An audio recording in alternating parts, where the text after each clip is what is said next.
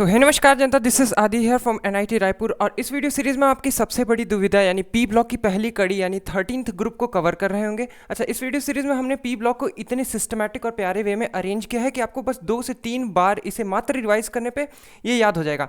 तो चलिए स्टार्ट करते हैं अपने पी ब्लॉक के 13th ग्रुप को यानी बोरॉन फैमिली। अच्छा, बोरॉन फैमिली में इंटर करते ही हमें जो 2-4 बातें फटाफट एक बार रिवाइज कर लेनी चाहिए। वो क्या होता है? बाल गंगा इन तिलक। सारे मेंबर्स के नाम याद आ गए। अच्छा चलिए, तो अब इसमें जो सबसे पहली ऑर्डर, जो इंपॉर्टेंट ऑर्डर जो हमें एग्जाम्स में पूछी जाती है वो होती है हमारी इनकी मेल्टिंग पॉइंट्स की ऑर्डर, जिसमें हमें मेल्टिंग पॉइंट्स का ऑर्डर पूरा नहीं याद रखना रहता है। जो याद रखना रहता है ये बात कि गैलियम की इस ग्रुप में मेल्टिंग पॉइंट सबसे कम होती है, जो यानी कि 303 केल्विन। ये याद ना हो पर ये याद जरूर हो कि लोएस्ट मेल्टिंग पॉइंट होती है। अच्छा, इसमें एक और बात याद रखना है क्या कि बोरॉन की मेल्टिंग पॉइंट इसमें हाईएस्ट होती है। अच्छा ठीक बात। अब इसके बाद एक बड़ा ही अच्छा ये पार्ट रहता है उसमें, जो ये है कि इसका हमें 2 ऑर्डर्स और याद रखने रहते हैं। पहला कौन सा? Ionization energy. आयनाइजेशन एनर्जी का ये ऑर्डर आपने पीरियोडिसिटी और बॉन्डिंग में भी एक आध बार देख ही लिया होगा। तो आयनाइजेशन एनर्जी का ये ऑर्डर बहुत ही ज़्यादा एग्जाम में पूछा जाता है, तो इसे हम फटाफट याद कर लेंगे। वो क्या होता है भैया?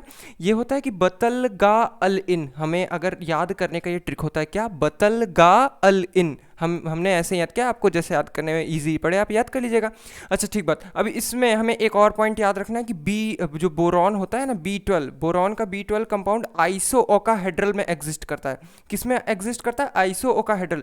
आइसोओकाहेड्रल ये रही उसकी स्पेलिंग, आइसोओकाहेड्रल में इस पर एग्जिस्ट करता है। तो इसमें हमें याद क्या रखना है कि ये जो आइसोओकाहेड्रल स्ट्रक्चर होता है वो इस प्रकार का होता है। वो तो आपको दिख ही रहा है, ऐसे पेंटागोनल 2 शेप। फिर ये बोरॉन इसकी जो कैरेक्टरिस्टिक्स होती हैं वो कभी कभार पूछ लेता है। उसमें हमें क्या रखना है? इसमें पहली बात 20 फेसेस 12 कॉर्नर्स होती हैं। और एक बात हमें याद रखना है कि इसमें 5 बोरॉन एटम्स जो होते हैं वो इक्विवेलेंट होते हैं फ्रॉम 1 बोरॉन। कौन सा 1 बोरॉन? ये वाला जो एक बोरॉन दिख रहा है ना आपसे, इससे ये बाकी जो 5 जो पेंटागन के प्लेन में है ये इक्वी डिस्टेंट होते हैं। ठीक बात। अच्छा, इसके बाद जो हमें याद रखना है, याद रखने वाला या फिर रिवाइज करने वाला इंपॉर्टेंट पॉइंट, वैसे ये आप अगर अच्छे से पढ़े होंगे तो एक ये आपको पता भी होगा। वो क्या? इनके हैलाइड्स में इंपॉर्टेंट पॉइंट क्या बात होती है कि ये पहली बात तो sp2 होते हैं जनरल कॉमन सेंस हाइब्रिडाइजेशन से। अगर आपको हाइब्रिडाइजेशन में थोड़ी भी दिक्कत हो तो एक बार अपना हमारा छोटा सा 10 मिनट का वीडियो देख लीजिएगा। अच्छा, इसमें हमें लिविस एसिड कैरेक्टर याद रखना रहता है, जो हमने एक बार और बैक बॉन्डिंग में कवर भी कर चुका है। वो क्या कि देखिए, जनरल लिविस एसिड मतलब क्या होता है? Lewis acid meaning vacant orbital. Vacant orbital अगर देखिए बोरॉन का जो फ्लोराइड है, फ्लोरीन की इलेक्ट्रोनेगेटिविटी ज़्यादा है तो वैकेंट ऑर्बिटल ज़्यादा क्रिएट होने चाहिए, वैकेंसी ज़्यादा होनी चाहिए। परंतु क्योंकि यहाँ बैक बॉन्डिंग होती है तो बैक बॉन्डिंग की वजह से ये BI3 का सबसे ज़्यादा हो जाता है, ये रिवर्स ऑर्डर हो जाता है। ये बड़ा ही इंपॉर्टेंट ऑर्डर होता है जो आजकल एग्जाम्स में बहुत ज़्यादा पूछा जाता है। अच्छा हाँ, इसमें हमें कुछ और पॉइंट्स जो हैं वो कवर करने होंगे। वो बोरॉन के बड़े फेमस कंपाउंड्स हैं, उन्हें थोड़ा थोड़ा एक बार रिवाइज करने के बाद और एक मतलब इनकी प्रॉपर्टीज़ होती है। बस इतने ही पार्ट्स आपको 13th ग्रुप में याद रखने हैं। प्यारे छोटे छोटे वो क्या होते हैं? देखिए, पहली बात ये छोटा सा कि BF3, क्योंकि यहाँ देखिए आप जानते हैं बोरॉन के पास एक वैकेंट ऑर्बिटल रहता है 2p में, एक जो वैकेंट ऑर्बिटल रहता है ना, उसमें ये फ्लोरीन अगर देखिए अटैक करेगा तो इसका लोन पेयर उसमें एक्सेप्ट होने से BF4 माइनस बनाता है, जिसकी हाइब्रिडाइजेशन sp3 कैसे एक बार फटाक से देख लेते हैं। Half of central metal atom boron का 3 valence electron plus monovalent atom 4 plus negative charge 1, that is 4, और वो है हमारा sp3। अच्छा, इसका जो सबसे फेमस और हमारा प्यारा कंपाउंड होता है वो क्या होता है? हमारा बोरेक्स। बोरेक्स का फॉर्मूला देखिए, जनरली सबको यही याद होता है क्या? Na2B4O7। हमें भी ये याद है, .10H2O। अच्छा, ये हमें भी याद है, ठीक है, आपको भी याद होना चाहिए। और इसका जो नाम जो 2 फेमस नाम है जो हमें जनरली सुने जाते हैं वो क्या है? वो टिंकल और सुहागा आपने नाम सुना होगा, बड़ा ही फेमस चलता है मार्केट में। तो यही होता है हमारा कौन सा? बोरेक्स। अच्छा ठीक बात। तो इसमें हमें क्या याद रखना है? तो देखिए, इसमें जो एग्ज़ाम में पूछा जाने वाला पार्ट है वो ये है। उसमें क्या है कि देखिए, इसमें हमें पहली बात तो बोरेक्स का स्ट्रक्चर याद होना चाहिए, और इस स्ट्रक्चर का एक इंपॉर्टेंट एप्लीकेशन भी होता है, वो भी अभी हम देख रहे होंगे। तो देखिए, इस स्ट्रक्चर में हमें जो स्टार पॉइंट याद रखना है वो आप ये बना के 2 बार देखिए, ऑक्सीजन Na2B4O7 का ये स्ट्रक्चर तो आपको याद होगा ही, याद रहना ही चाहिए। परंतु इसमें जो इंपॉर्टेंट जो बच्चे भूल जाते हैं वो क्या है? ये देखिए, ये दोनों बोरॉन के बीच में ऑक्सीजन नहीं आएगा, पहली बात तो आपको ये याद रखना चाहिए। और जो देखिए यहाँ पे 10H2 आपने पढ़ा था ना, ये एग्जाम में पूछता है ताकि आप कंफ्यूज हो सकें।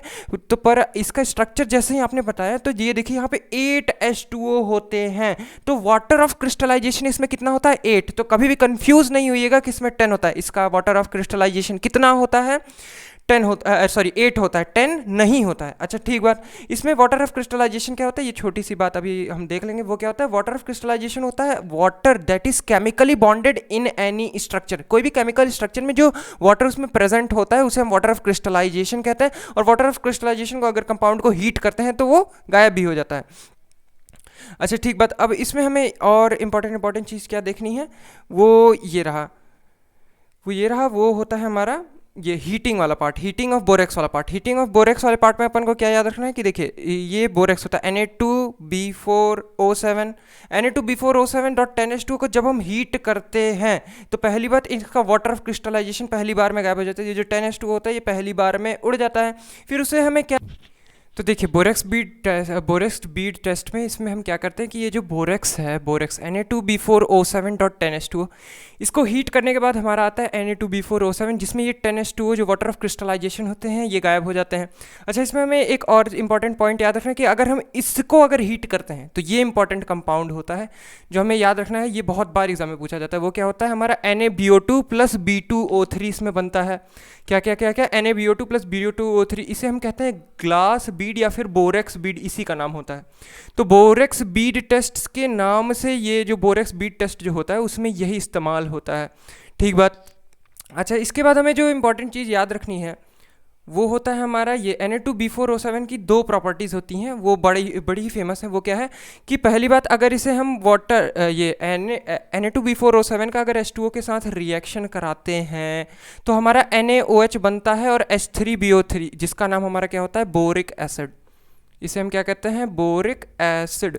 ठीक बात। बोरिक एसिड की बात याद होने के बाद अब हमें ये बात देखिए, यहाँ से एक बड़ा इंपॉर्टेंट कंक्लूजन हमें दिख रहा है क्या कि NaOH जो होता है, NaOH क्योंकि हमारा स्ट्रॉन्ग बेस होता है तो हमें क्या याद रखना? Aqueous solution of borax. Borax का एक्वस सॉल्यूशन हो जाएगा ना वाटर में, इस अल्कलाइन इन नेचर। हमें क्या याद रखना है कि जो एक्वस सॉल्यूशन बोरेक्स का होता है वो हमारा अल्कलाइन इन नेचर होता है। अच्छा ये हमारी बोरिक एसिड की जैसे ही बात आई तो बोरिक एसिड के बड़े ही इंपॉर्टेंट प्रॉपर्टीज है। वो क्या है? हमें ये बड़ा देख लीजिए, इसमें क्या होता है कि बोरॉन का देखिए H3BO3 में पहली बात स्ट्रक्चर ये होता है, स्ट्रक्चर ये याद रखिएगा, ये स्ट्रक्चर अपने आप में इंपॉर्टेंट है क्या कि BOH OH OH, ये तीन OH। और यहाँ पे देखिए क्योंकि बोरॉन के पास एक वैकेंट ऑर्बिटल खाली है तो H2 अपना लीगेंड यहाँ पे दे देगा और यहाँ पे ऐसा एक कंपाउंड बना देगा। तो ये इंपॉर्टेंट चीज़ उतना नहीं है जितना ये इंपॉर्टेंट ये वाला पार्ट है। हमें इसमें याद क्या रखना है कि देखिए अगर हम ये H3BO3 को अगर वाटर के साथ रिएक्ट करेंगे तो ये जो H+ निकलता है ना, H+, ये H3BO3 का नहीं होता, ये वाटर का H+ होता है। ये वाटर का H+ एक्सट्रैक्ट करता है।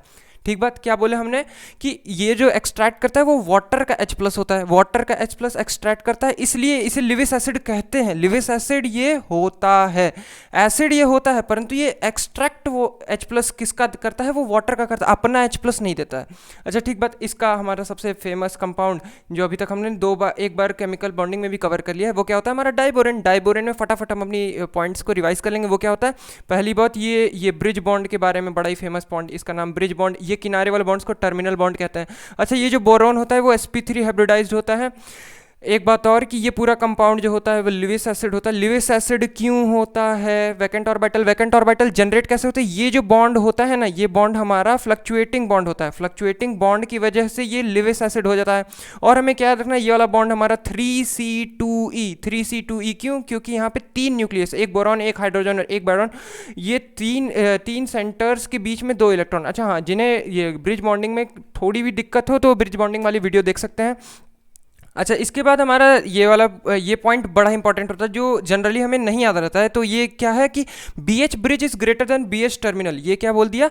BH bridge is greater than BH terminal. इसका मतलब लेंथ और स्ट्रेंथ दोनों में हमें ऐसे याद रखना, BH bridge is greater than BH terminal, length और स्ट्रेंथ दोनों में। तो ये पॉइंट ये क्यों होता है कि देखिए लेंथ ज़्यादा होगा तो स्ट्रेंथ तो कम होना चाहिए ना, परंतु क्यों यहाँ पे एक्सेप्शन होता है। क्यों? क्योंकि यहाँ पे 3 सेंटर्स के बीच में 2 इलेक्ट्रॉन्स होते हैं, इसलिए इसका स्ट्रेंथ भी बढ़ जाता है नॉर्मल कंपाउंड्स के कंपेरिजन में। अच्छा ठीक बात। ये बात। अब अगला जो नेक्स्ट हमारा सबसे फेमस कंपाउंड आता है वो होता है हमारा इनऑर्गेनिक ग्रेफाइट। इनऑर्गेनिक ग्रेफाइट को हमें कैसे याद रखना है? इनऑर्गेनिक ग्रेफाइट जो होता है, पहली बात तो इसका स्ट्रक्चर देख लीजिए। स्ट्रक्चर किस टाइप का होता है, अपन देख लीजिए, ये स्ट्रक्चर होता है हमारा। इनऑर्गेनिक ग्रेफाइट ऐसा होता है, ऐसा कुछ प्रकार का स्ट्रक्चर हमारा होता है। अच्छा, iso structure, it is iso structural and iso electronic with graphite, ठीक बात। अच्छा, हमें एक बात और याद रखनी है कि बी एन एक्स किसका फॉर्मूला होता है? Boron nitride. बोरोन नाइट्राइड्स जो होते हैं उनका डायमंड लाइक स्ट्रक्चर होता है। क्या क्या क्या क्या क्या डायमंड लाइक स्ट्रक्चर। इनका नाम क्या होता है? बोराजोन।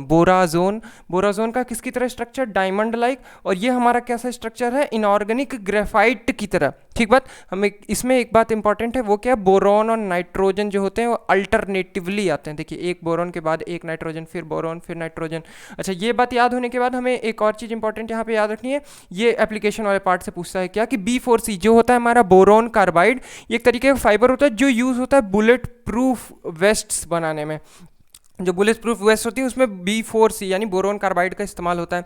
अच्छा, ठीक बात। अब B2H6 जो हमारा डाइबोरेन था ना, उसकी 2-3 इंपॉर्टेंट रिएक्शन होती हैं, फिर इसकी एक इंपॉर्टेंट प्रॉपर्टी, फिर हमारा पी ब्लॉक पूरी 13th ग्रुप पूरी तरीके से कवर हो जाएगा। अच्छा, इसमें हमें याद क्या रखना है कि B2H6 का जब अपन NH3 के साथ रिएक्शन करते हैं तो उसका दो प्रकार का रिएक्शन होता है। पहली बात, जब B2H6 मान लीजिए हमारा 2NH3 की तरह लो टेम्परेचर, इसमें क्या याद रखना है? लो टेम्परेचर, तो हमारा ये वाला कंपाउंड बनता है। ये वाला कंपाउंड, ये वाली रिएक्शन उतनी इंपॉर्टेंट नहीं है जितने इंपॉर्टेंट हमारा ये वाला रिएक्शन है।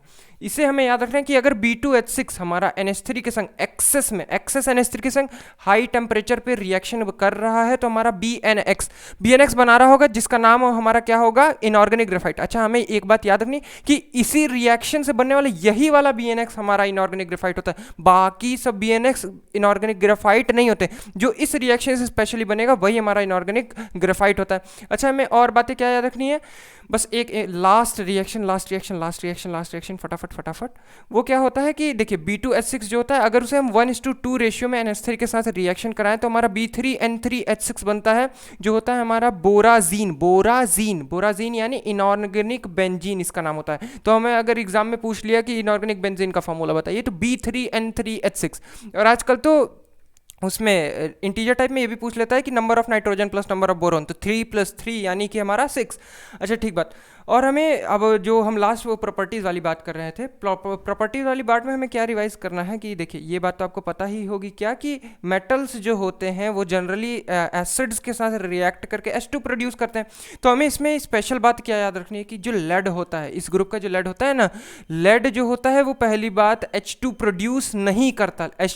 Lead does not produces H2 यानी हाइड्रोजन हमारा। अच्छा, ठीक बात। इसमें हमें एक और चीज़ इंपॉर्टेंट चीज़ याद रखनी है, वो एल्यूमिनेट बनाने वाली, जैसे इनेट जो बनता है वो हमारा, वो हमें याद रखना है वो क्या पार्ट होता है। जैसे हम ये वाला रिएक्शन सब देखे होंगे क्या कि एल्यूमिनियम जो NaOH और H2O के साथ जब रिएक्शन करता है तो NaAlO2 बनाता है, ठीक बात, जिसे हम सोडियम एल्यूमिनेट कहते हैं। तो एग्जाम का सबसे फेमस पैटर्न जो ये चल रहा है, एग्जाम में ये पूछता है कि कौन कौन से ये इसमें से एलिमेंट्स हमारा इनेट टाइप के बनाते हैं, सोडियम एल्यूमिनेट टाइप का, मतलब AlO2 टाइप का कंपाउंड बनाते हैं। तो हमें क्या याद रखना है? इसकी शॉर्ट ट्रिक क्या होती है? सुनबे पबजी बाल। क्या सुनबे पबजी बाल। इसमें क्या याद रखना है? सुन मतलब SN, बे मतलब BE, पबजी का मतलब PU। देखिए, PUG होगा, पबजी का ये PB आ जाएगा, और जी फॉर जिंक, ठीक है, G फॉर जिंक, और बाल का AL। देखिए, सुन बे पबजी बाल। तो ये सब जो होते हैं वो इस प्रकार का रिएक्शन देते हैं, मतलब एल्यूमिनेट टाइप कंपाउंड बनाते हैं। तो आज से जब भी हमारे से सामने क्वेश्चन आएगा तो इसे कर लेंगे।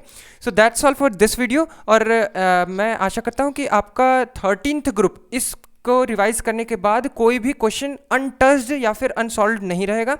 तो subscribe to the channel for more amazing videos. और हमने केमिकल बॉन्डिंग की भी पूरी सीरीज़ कवर की रहेगी, अगर जिसे भी इंटरेस्ट हो तो वो एक बार वहाँ से भी चीज़ें रिवाइज कर सकता है। Thank you.